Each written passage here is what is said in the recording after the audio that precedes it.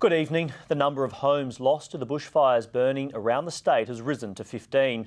But overall, firefighters are now getting the upper hand. Their courageous efforts over a brutal 3 days winning high praise. Racing across the ground at up to 60 kilometres an hour, the fires have shown no mercy, and for those fighting them, it's personal. I had a group officer, a leader of the volunteers, ring me up crying because he'd lost houses in his area that he was responding to. But if it wasn't for the volunteers, the situation would be much worse. Across the state, 13,000 of them have worked 15-hour shifts, often to complete exhaustion. We were trying to give them sausages and keep them going as they changed shifts, and 3 of them just sat down and fell asleep at the bar. Almost 300 personnel from New South Wales have joined the cause, shocked by the hostile conditions. 34 years in the fire service, and I have not seen really any other fire that has moved as quick as this one.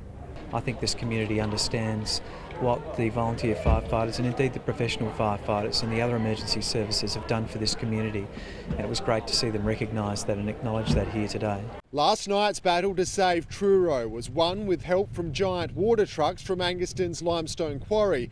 Carrying 10 times more water than a CFS unit, they parked right up on the fire front and put their cannons to work.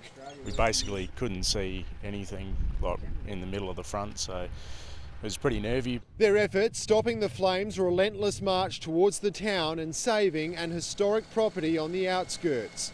Rather relieved that there's a 160-year-old homestead still standing. CFS volunteers also assisted by local farmers. I got no idea who they were, and it's just great country spirit. They come and help, and farmer helping a farmer out. It's fantastic. Let's go live to Ben Avery in Nurayutpa. And Ben, what's the latest on the fires there and around the state?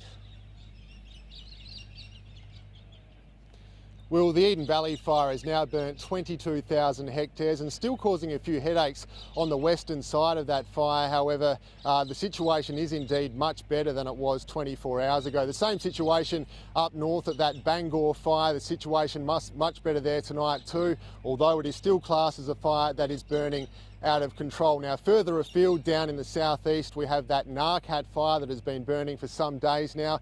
That is still going, however, posing no threats to homes, nor is that fire at Billiat, which has already destroyed 2 homes. That one still being monitored by crews, including crews from Interstate. However, there too, the situation much better. Will? Thanks, Ben. Ben Avery there live in the Barossa Valley.